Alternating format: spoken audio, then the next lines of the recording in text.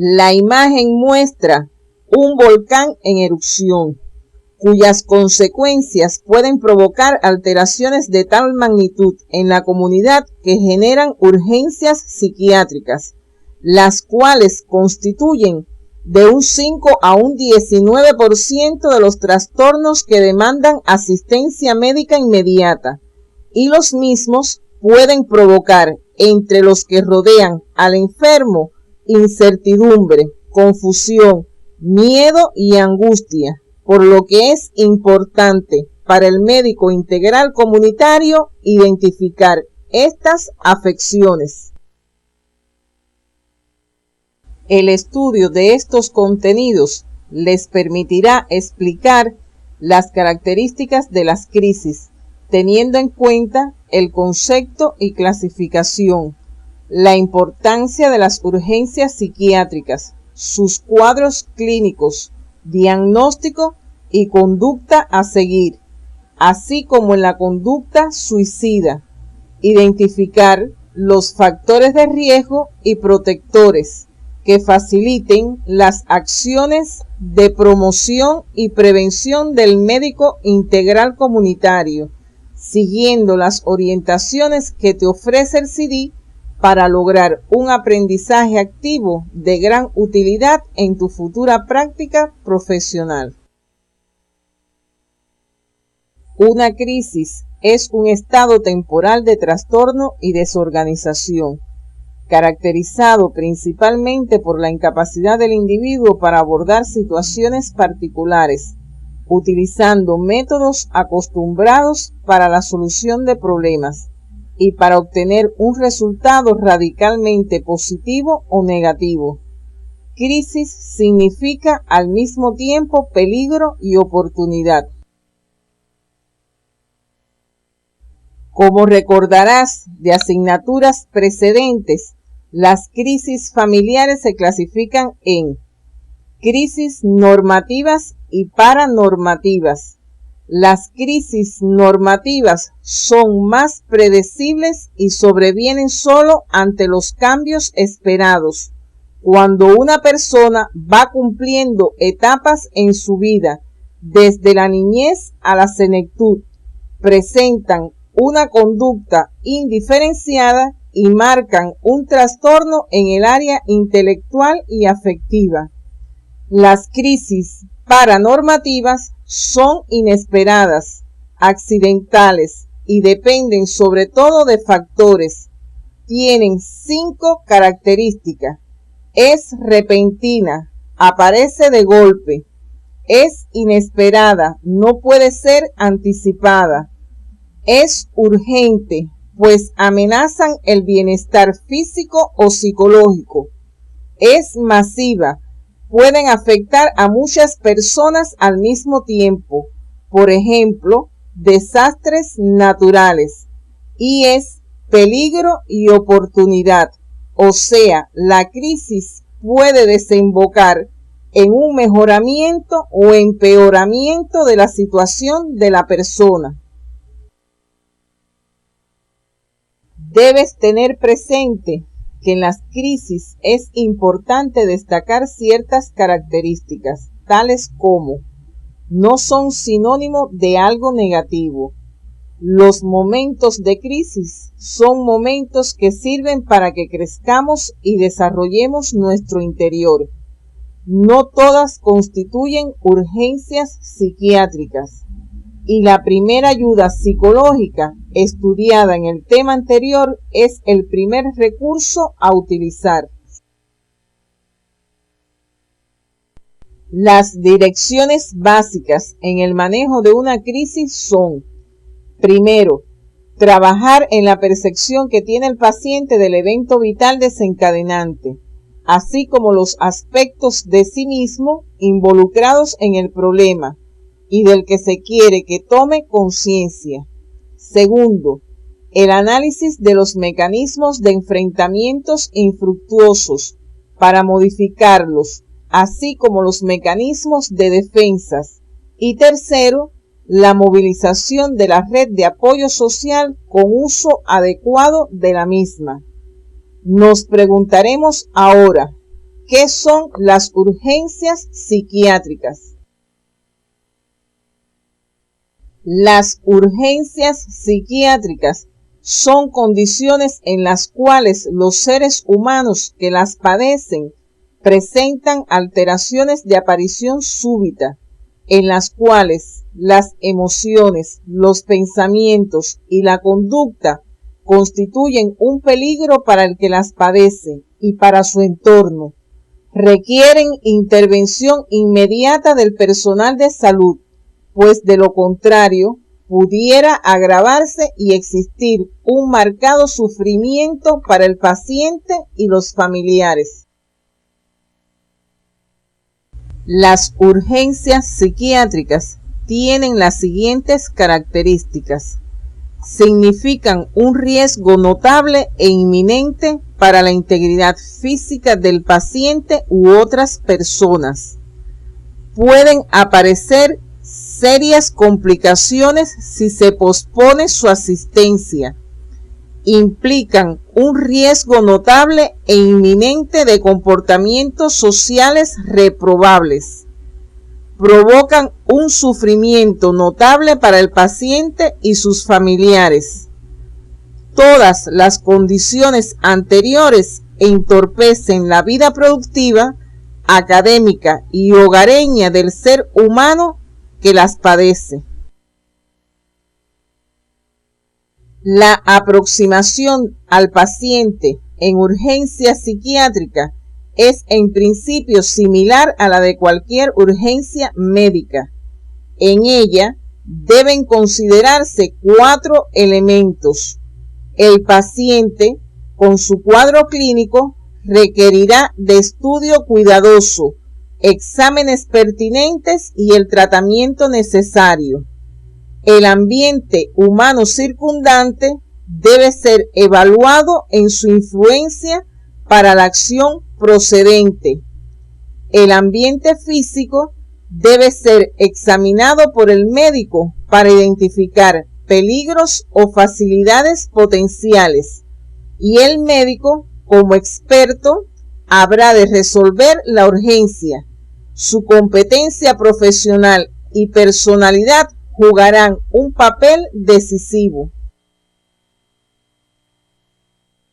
Durante la intervención de la urgencia psiquiátrica, la entrevista tomará la dirección que la información y los hallazgos le indiquen para establecer el diagnóstico.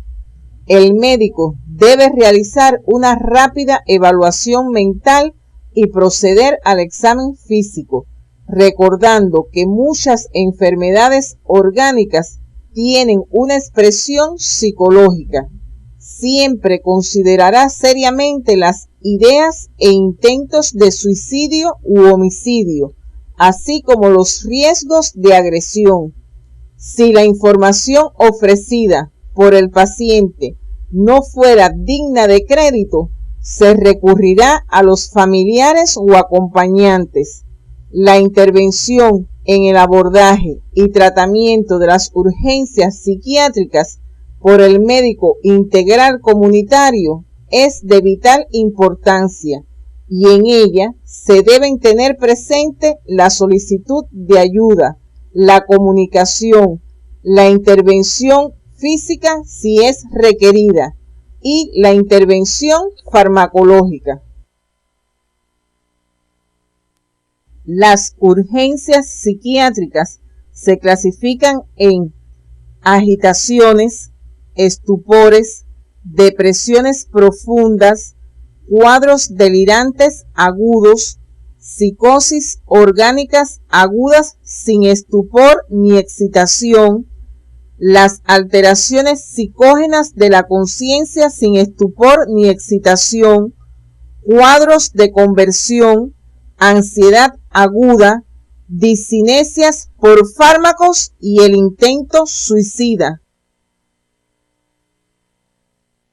Estudiaremos las agitaciones que se pueden presentar con alteraciones de la conciencia de causa orgánica o psicógena y sin alteraciones de la conciencia, como por ejemplo la agitación maníaca y la catatónica. Debe descartarse la intoxicación o la supresión del alcohol u otras drogas en pacientes con comportamiento agitado y o violento. El médico integral comunitario debe considerar 3 aspectos frente a un paciente potencialmente violento o peligroso. La seguridad en el proceso de la evaluación, que es un aspecto vital.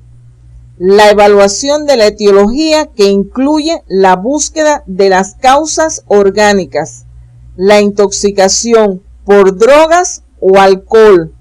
Los estados de supresión del alcohol u otras drogas y patología psiquiátrica aguda, además del tratamiento del problema de base.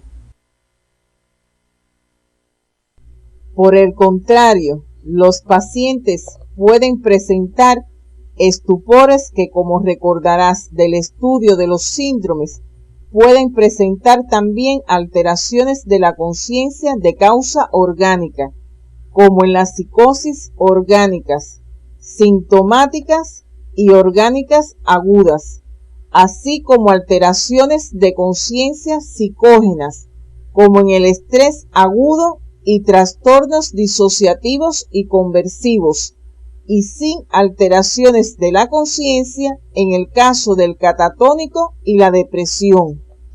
El médico integral comunitario debe determinar si existe toma de la conciencia y realizar un examen físico detallado, descartando patologías orgánicas, y un interrogatorio explorando antecedentes familiares y personales, así como la realización del examen psiquiátrico. La depresión se caracteriza por tristeza, pérdida de interés, trastornos del sueño y del apetito.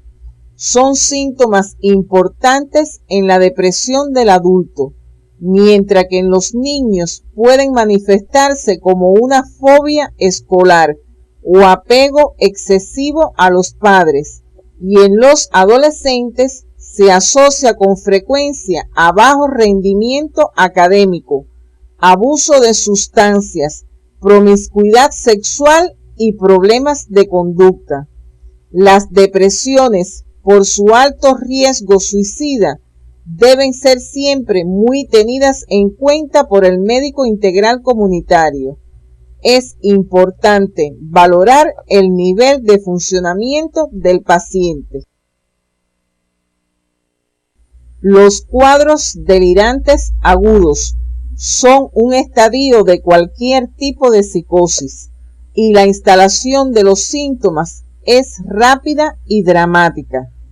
Para el abordaje inicial es útil tener en consideración las siguientes recomendaciones. Debe descartarse una etiología orgánica, la búsqueda de un padecimiento físico que acompañe al cuadro psicótico, las medidas generales para los síntomas que más problemas presenten en el momento de la atención, y buscar la existencia previa de una enfermedad mental con episodios similares anteriores. Un ataque de angustia o ansiedad es un cuadro severo, de comienzo brusco y espontáneo, de breve duración y de carácter episódico, en el cual los síntomas básicos son una aprehensión y un temor intolerable, no relacionados con un evento identificable. Las manifestaciones físicas son variadas y están asociadas con sentimiento de terror o miedo intenso, lo cual es interpretado por el paciente como un temor a morir, a perder el control o volverse loco. Los cuadros disociativos conversivos, como recordarás, se caracterizan por alteraciones de conciencia, de la psicomotilidad y síntomas somáticos que recuerdan enfermedades orgánicas, con un inicio brusco. Es importante en estos pacientes lograr una buena empatía para realizar un examen físico descartando patologías orgánicas y realizar un examen psiquiátrico identificando posibles eventos vitales desencadenantes del cuadro clínico. Las discinesias por fármacos son los trastornos motores inducidos por neurolépticos como son el parkinsonismo, caracterizado por temblor, acentuado en reposo, rigidez y bradiquinesia. La distonía aguda ocurre en los primeros 4 a 5 días. Puede afectar el cuello, la mandíbula, la lengua y el cuerpo completo. La acaticia aguda es una sensación subjetiva y objetiva de inquietud motora que conduce a que el paciente esté agitado y que se sienta disfórico. Aparece en cualquier momento durante el tratamiento.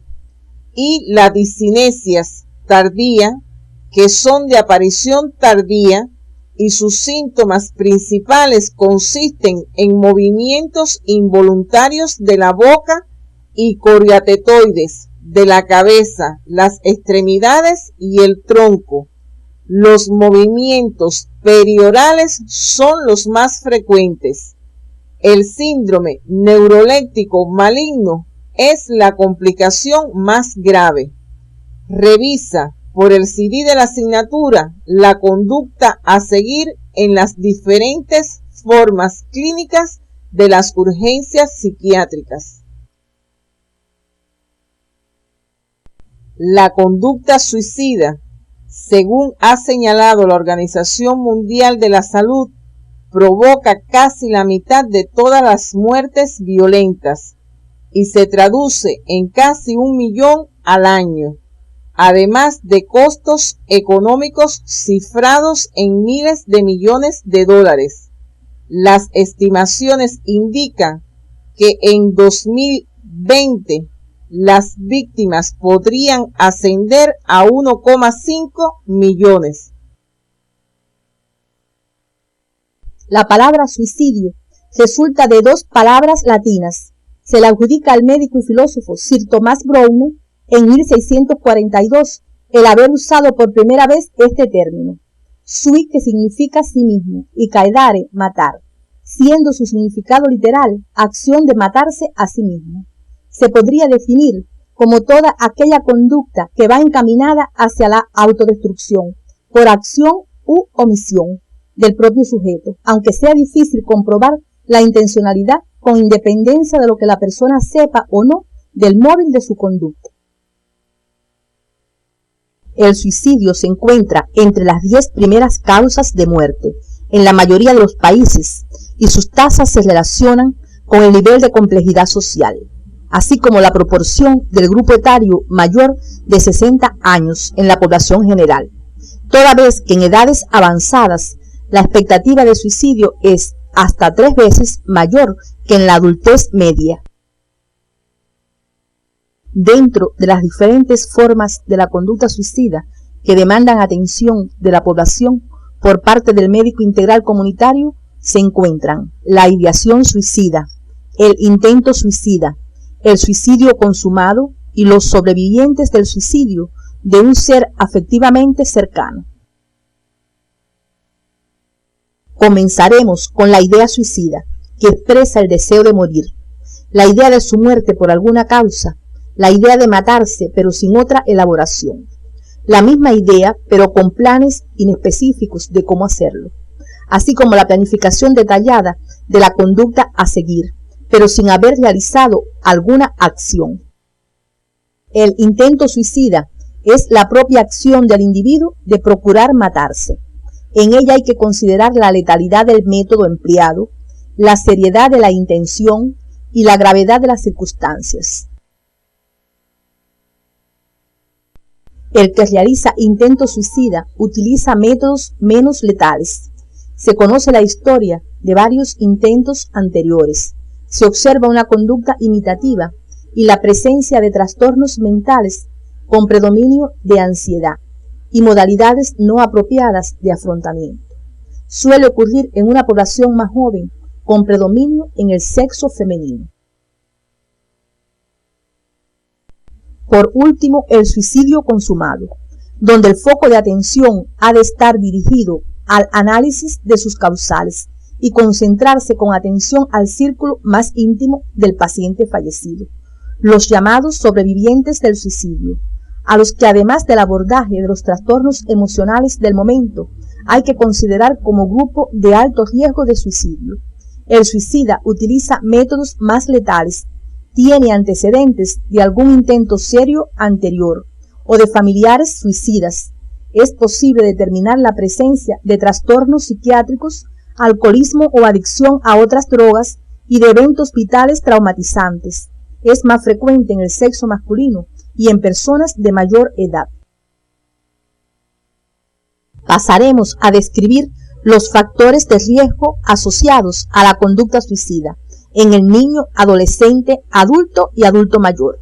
En los niños y adolescentes, los factores individuales son la presencia de desórdenes de salud mental, depresión, intento suicida previo, conducta antisocial, abuso de sustancias, problemas de aprendizaje, impulsividad y fracaso escolar, vulnerabilidad ante los eventos humillantes, internamiento involuntario, alteración de la identidad sexual, enfermedades incapacitantes y adscripción a grupos con conducta disruptivas. Dentro de los factores familiares en el niño y adolescente se encuentran la violencia parental, abuso sexual, abuso de alcohol y drogas, aislamiento, antecedentes de conducta suicida en la familia, pobreza, comportamiento suicida aceptado, muerte o separación de familiares, rechazo de la familia y desatención familiar. Con relación a los factores comunitarios, se debe tener en cuenta el deterioro socioeconómico de la comunidad, escaso o nulo acceso a actividades deportivas, recreativas, culturales, altas incidencias de alcoholismo y otras adicciones y comportamiento suicida aceptado. En los adultos, los factores de riesgo asociados a la conducta suicida se caracterizan por desórdenes psiquiátricos como depresión, esquizofrenia, trastornos de ansiedad, trastorno de la personalidad, abuso de alcohol y otras drogas, tentativas de suicidio anteriores, aislamiento, separación, divorcio, muerte de la pareja, eventos humillantes, enfermedades graves con hospitalización, antecedentes de conducta suicida en la familia, aceptación cultural del suicidio, escaso o nulo acceso a actividades culturales, recreativas y deportivas. En el adulto mayor, entre los factores de riesgo asociados a la conducta suicida, se tienen en cuenta los desórdenes psiquiátricos, como la depresión, enfermedades crónicas invalidantes, dolor crónico, abuso de consumo de alcohol y otras drogas, sentimiento de soledad, desesperanza, muerte o separación de figuras significativas, aceptación cultural del suicidio, uso y mal uso de los medicamentos, internamiento involuntario y factores socioeconómicos adversos. Resumiendo, los factores de riesgo serían el intento suicida anterior, depresión de cualquier naturaleza, alcoholismo y otras drogadicciones, ideación suicida o amenaza de suicidio, persona en crisis con psicopatología en su cuadro clínico, ancianos que viven solos con enfermedades físicas incapacitantes y niños y adolescentes con violencia familiar. Entre los factores protectores contra el suicidio, cabe citar una alta autoestima y unas relaciones sociales ricas, sobre todo con los familiares y amigos, el apoyo social, una relación estable de pareja y las creencias religiosas o espirituales. Asimismo, existen datos que demuestran que la formación del personal de atención primaria en la identificación y el tratamiento de las personas con trastornos del estado de ánimo puede hacer disminuir los suicidios entre los grupos de riesgo. Pasemos ahora a la prevención del suicidio. donde se diferencian varios niveles. La prevención universal, que va dirigida al público general. La prevención selectiva, dirigida a individuos, grupos o situaciones de riesgos modificables. Y la prevención indicada o específica, dirigida a los sobrevivientes de un intento suicida. Han existido dos enfoques clásicos a la hora de establecer estrategias preventivas, en las que se pretende reducir el suicidio a partir de intervenciones centradas en la conducta, previa identificación del riesgo en casos atendidos. Sería en este caso el enfoque clínico, y el que se propone hacerlo mediante intervenciones preventivas en grupos poblacionales considerados de riesgo y cuyo objetivo es la reducción de las tareas y tendencias que se corresponde con el enfoque epidemiológico. Un mayor éxito de las intervenciones preventivas puede derivarse de imbricar los aspectos clínicos y epidemiológicos en la prevención del suicidio. El tratamiento preventivo está encaminado a trabajar sobre los factores de riesgos y grupos vulnerables, fortalecer los factores protectores y brindar atención a las personas y familias en riesgo o afectado, concitando la participación de la comunidad. En el tratamiento integral de la conducta suicida, la atención primaria de salud debe realizar la evaluación y dispensarización de toda persona identificada de alto riesgo y de todos los que cometen un intento suicida. A estos últimos se debe dar seguimiento por un tiempo no inferior a un año, que es el periodo de mayor incidencia en la repetición del intento. En el tratamiento de la conducta suicida, la integración del médico y la enfermera en la comunidad hace posible la utilización del ingreso domiciliario como alternativa de atención, teniendo en cuenta, entre otros factores, la seriedad de la intención, la gravedad de las circunstancias y la letalidad del método empleado. Se decidirá por el equipo de salud la necesidad de hospitalización. Se debe tener en cuenta o hacer énfasis del alto riesgo suicida en niños, adolescentes, embarazadas y adulto mayor.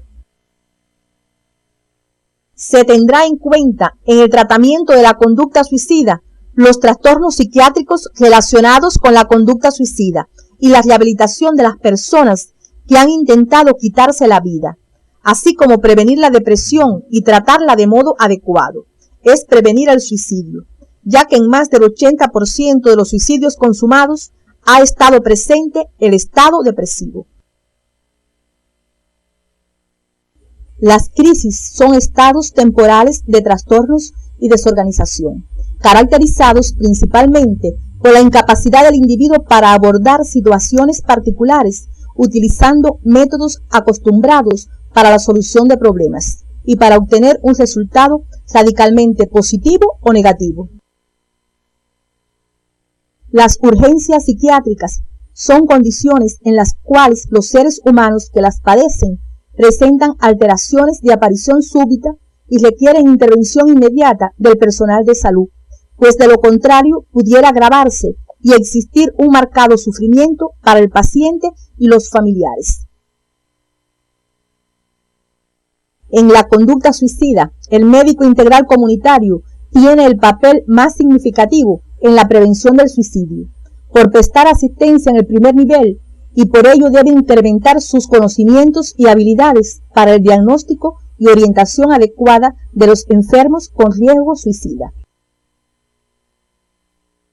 En la actividad orientadora del día de hoy, hemos concluido la asignatura de psiquiatría, donde se han abordado los contenidos relacionados con los trastornos mentales y del comportamiento en niños, adolescentes y adultos, los cuales esperamos hayan sido de tu agrado y de gran utilidad en la práctica profesional de la medicina integral comunitaria.